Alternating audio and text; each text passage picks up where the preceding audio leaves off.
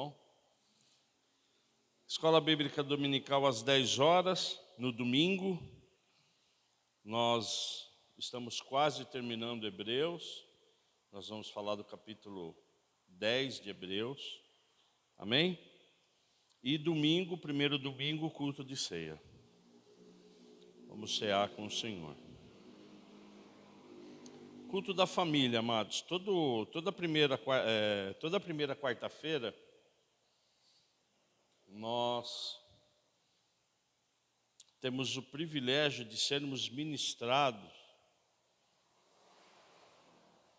pelo Senhor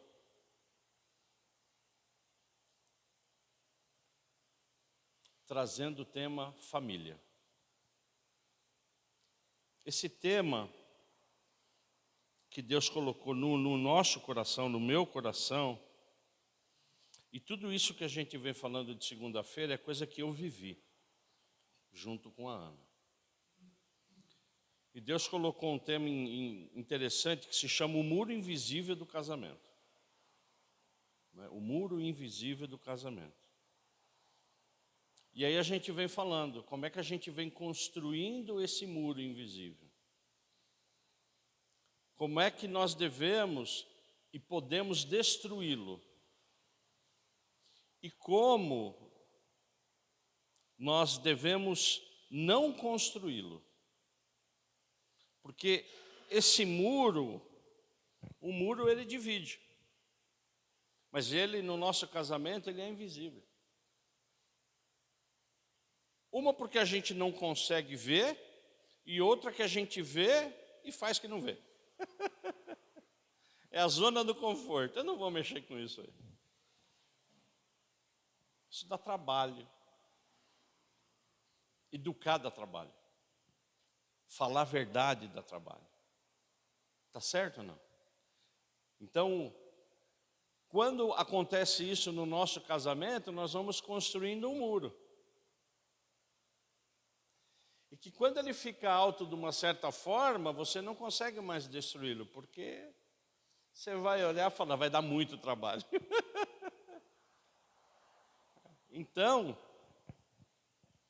nós já falamos de comunicação do casal. Nós já falamos de qual a expectativa e a realidade quando casamos. A Ana, ela falou da última quarta-feira, primeira quarta-feira do mês passado, ela falou de aliança. Não é? Então são temas mediante a palavra que nós vivemos. E hoje eu convido você a abrir a sua Bíblia em Jeremias no primeiro capítulo.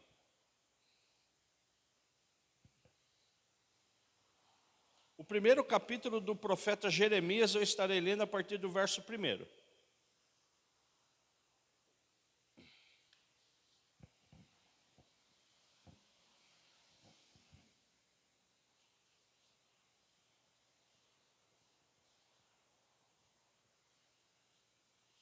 Profeta Jeremias.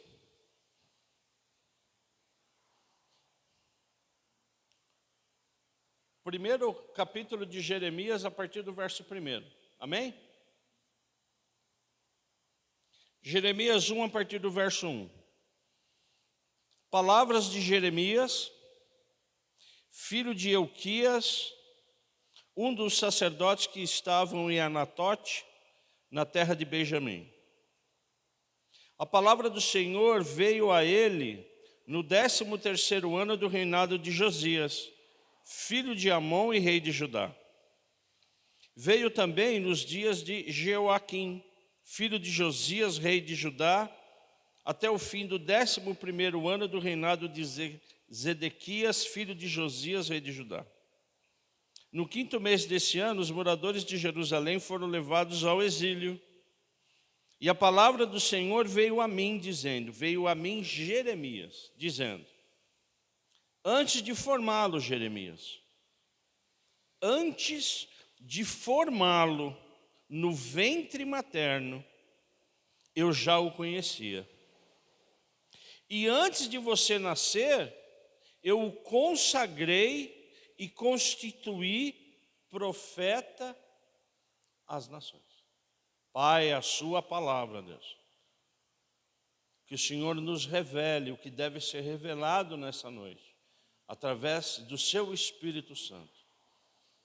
Em nome de Jesus eu oro, e que a gente entenda, e que a gente pratique o que vai ser dito mediante a sua palavra. Em nome de Jesus. O tema hoje é o nascimento do primeiro filho. No meu caso foi o Gigi. Tá certo? E o que mais me chama a atenção é Jeremias 1:5. Antes de formar o Giovanni, na Ana, no ventre da Ana, Deus já conhecia o Giovanni. E antes do Giovanni nascer, ele já tinha consagrado ele. A quê? A gente não sabe qual é o ministério. A gente tem uma ideia. Então, quando Giovanni, quando seu filho, quando nós nascemos, Deus já nos conhecia. Então nós não somos um acidente. Nós somos um plano de Deus. E se nós estamos aqui, se nossos filhos estão aqui, é porque Deus assim quis. Amém ou não? Em nenhum momento está falando de relacionamento sexual. Em nenhum momento, não. Ele está falando de quem? De que o Giovanni nasceu porque ele, Deus, o formou. O Gabrielzinho nasceu porque foi Deus que o formou no ventre da Eliana. E assim sucessivamente. E eu só vim conhecer Jesus Cristo quando Giovanni tinha 10 anos. Eu não conhecia Jesus Cristo. Eu não conhecia a palavra de Jesus. É evidente que eu conhecia a figura de Jesus. Mas eu não conhecia quem Jesus Cristo representava.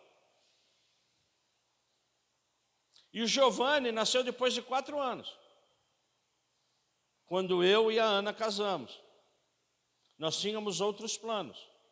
Ela fazer uma pós-graduação, eu fazer minha segunda faculdade. Nós tínhamos planos profissionais, planos de melhoria de vida. Então, quando nós casamos, a gente ficou se esforçando pelo menos 2, 3 anos. Então, nós resolvemos não ter filhos. E desta forma, depois desses 3 anos, nós começamos a planejar a vinda do nosso filho. Deus já conhecia. Amém ou não? Deus já conhecia. Só que eu e a Ana, nós começamos o quê? A planejar. Muito bem. Ficamos na expectativa a cada ciclo menstrual, que ela havia parado de tomar pílula. E isso vai gerando o quê? Uma tensão, tá certo ou não? Então você vai no médico, faz exames, mas Deus foi muito bondoso, que não demorou muito, nós recebemos a notícia. Foi num sábado, irmãos, em julho, frio em São Paulo. Nós fomos no laboratório e pegamos o resultado positivo. Nesse mesmo dia, o meu sogro, falecido meu sogro, ele trabalhava no Credicar. E o Credicar, toda a metade do ano, fazia uma grande festa junina para os funcionários. E nesse dia foi em Interlagos. E todos os convidados podiam dar uma volta em Interlagos. A cada quilômetro existia uma barreira que você tinha que dar um elemento não perecível. Então esse, na verdade, foi o dia mais feliz da minha vida, né? Eu recebi a notícia do meu primeiro filho e dei uma volta em Interlagos. Eu queria mais o quê? Eu não queria mais nada. E esse dia ficou muito marcante para mim. E aí você vai imaginando a alegria do primeiro filho. Aí você vai imaginando o quê? O quarto. as roupas, os brinquedos. Eu tive muito problema com a Ana, porque ela tinha umas vontades, irmãos, que eram absurdas. A primeira vontade da Ana, eu liguei até para minha mãe, falei, mãe, será que ela está querendo comer isso mesmo? Porque ela deve estar brincando comigo. Irmão, um frio de 0 grau em São Paulo. Eu acabei de almoçar no domingo, ela queria tomar creme de papaya. Você sabe o que é creme de papaya? Você bate sorvete de creme com mamão papaya. Eu falei, você está brincando, onde é que eu vou achar sorvete em julho em São Paulo? Eu morava ali perto da Vila Ema, do Sapopemba. Eu fui numa meia padaria, meio boteco lá, eu entrei, tinha uns 2, 3 caras e o dono. Aí eu cheguei bem de mansinho assim, falei, viu, vocês têm sorvete de creme? Os caras só olharam para mim assim e fizeram assim, meu, você está louco, cara. Enfim, aí peguei o sorvete de creme. Aí depois ela teve vontade de comer jaca, que ela abriu a jaca e começou a vomitar. Olha, irmão, eu vou falar para você uma coisa. Então, onde é que eu quero chegar? A mudança do corpo. Então, onde é que eu quero chegar? A nossa vida mudou. A nossa vida conjugal mudou. Eu comecei a conhecer uma Ana que eu não conhecia, ela começou a conhecer um João que ela não conhecia. Por quê? Porque a gente começou a ser tomado de quê? De responsabilidades. E aí a expectativa do primeiro, segundo ultrassom, é homem ou mulher? Independente de qualquer coisa, eu já havia comprado o quê? O macacãozinho do Palmeiras. Estou errado, não? Estou errado? Um macacãozinho branco lindo, com distintivo, igual aquele ali. E aí veio o nascimento. E eu, antes de namorar a Ana, eu já tinha dito a ela que eu queria ter acompanhado o nascimento, o parto. E assim foi. E eu e a Ana, a gente levou tão a sério que nós fizemos um curso para dar banho, para verificar. Vocês fizeram também? Para verificar a contração, quando a gente tinha que ir para o médico. Enfim. E assim foi, fizemos o curso. Minha mãe, eu lembro que estava em casa desesperada, que a Ana já tinha começado a ter contração e dilatação. Eu falei, calma, mãe, dá tempo de chegar no hospital, porque eu fui explicando a ela o que eu tinha aprendido. Só que quando nós chegamos no hospital, quem começou a ficar preocupado fui eu. Porque a dilatação não estava indo tão bem e ela subiu para a sala pré-natal, né? E eu comecei a ficar desesperado. E eu não tinha nenhuma notícia, Até que uma enfermeira falou, ô pai, você vai acompanhar o parto? Eu falei, eu vou. Pode entrar lá no vestiário dos médicos. Aí eu entrei, entrou um baixinho desse tamanho. Bravo. Pensa num cara bravo. Eu falei, pô, esse cara é pai, né? Oh, pai, é o 7º, 8º parto que venho hoje. Eu falei, pô, esse cara é médico. Mas ele se trocou, acho que em 2 minutos. E flá, entrou. Tá bom, aí eu me troquei e tal. Quando eu entrei na sala de parto, quem eu vi? O baixinho. Ele era o anestesista. Aí eu cheguei do lado dele e falei, viu, você está bem, né? Porque você é o meu filho, cara. Não, é que eu tô... Não, eu sei que você está cansado, mas pelo amor de Deus, se você errar, eu vou te jogar daqui de cima, hein? Não, fica tranquilo. Eu falei, então fica esperto aí. E eu preocupado com o médico. Eu falei, viu, mas por que você vai fazer cesárea?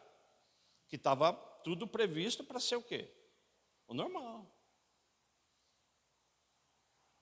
Aí quando ele rasgou a barriga da Ana e tirou o nenê, quando ele tirou o Giovanni, ele me mostrou, falou, dá uma olhada.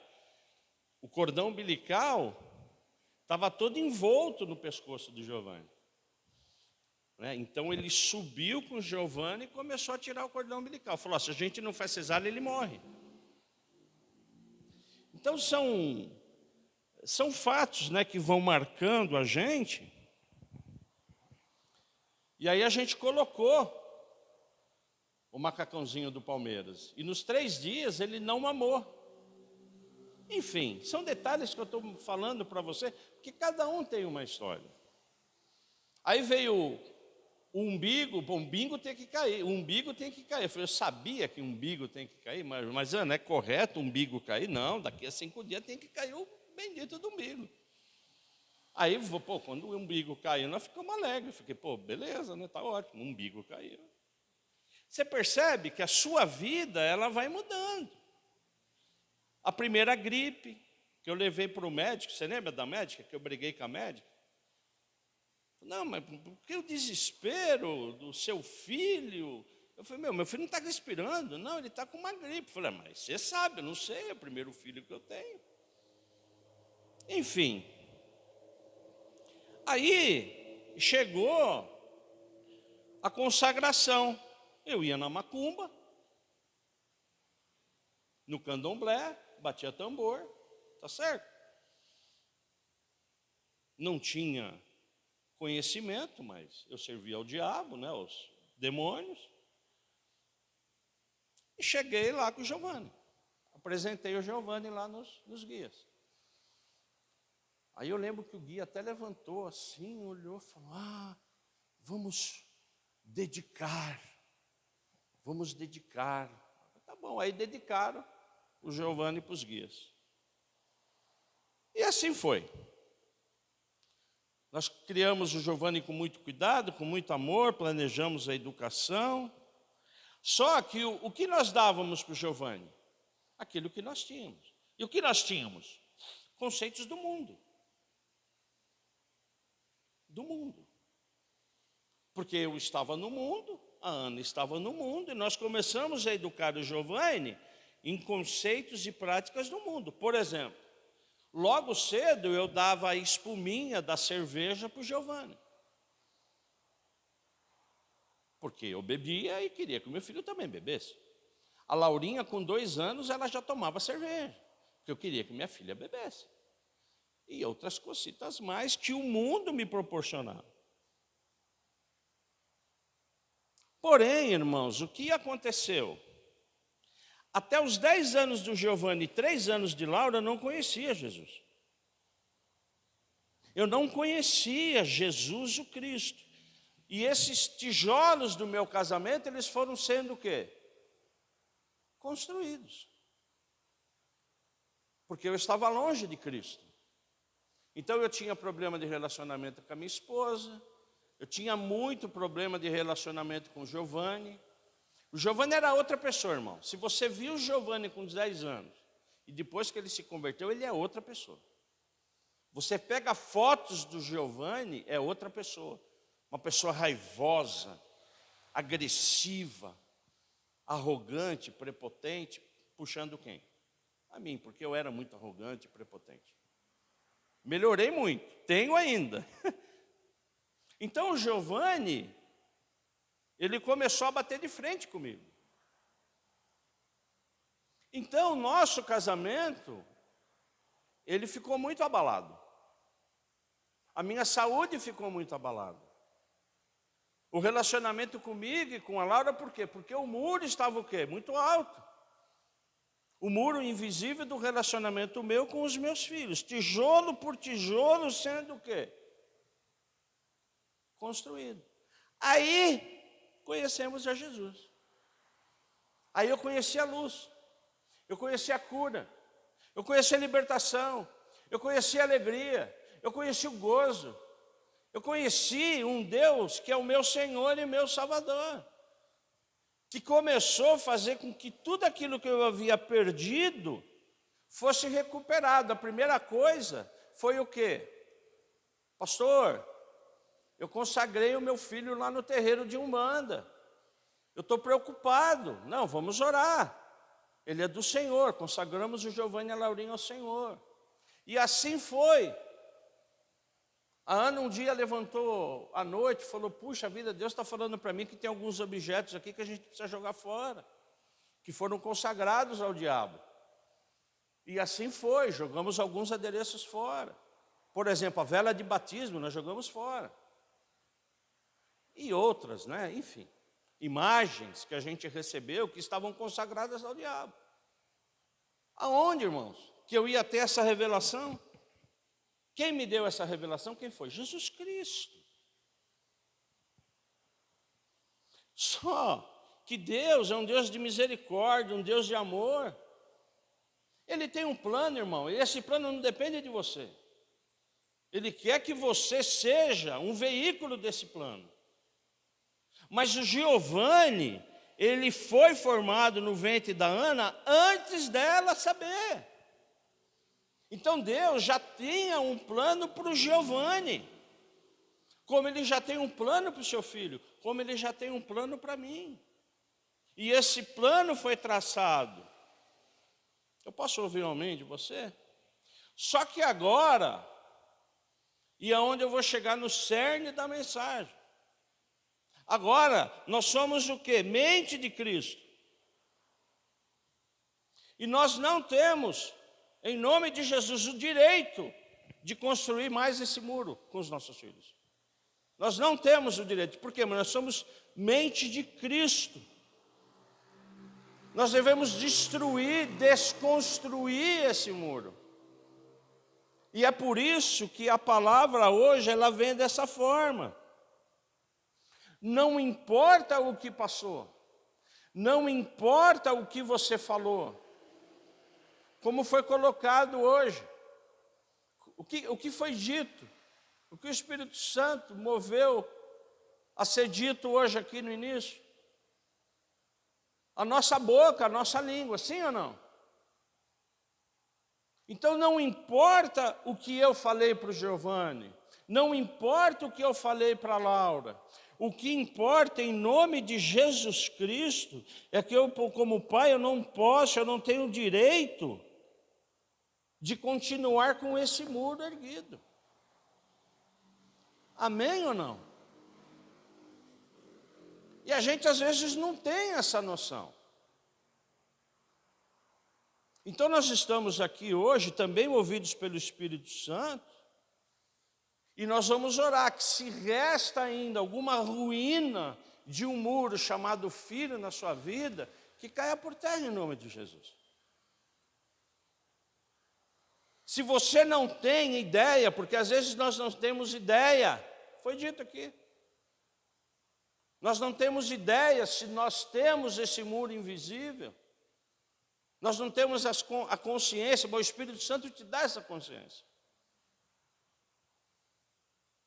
Amém ou não? Então nós temos que desconstruir. Por quê? Porque a gente entra numa zona de conforto, a gente pensa que não, está tudo certo. Eu sou crente. A responsabilidade é maior, principalmente quando você lê um texto desse. Deus vai te cobrar, irmão. Como vai me cobrar? O que você está fazendo com o filho que eu coloquei na margem da sua esposa? O que você está fazendo?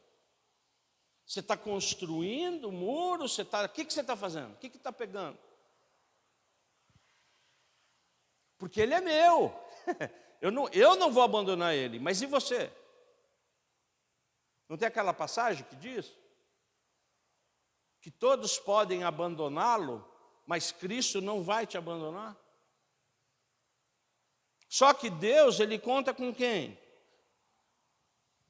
Comigo e com você.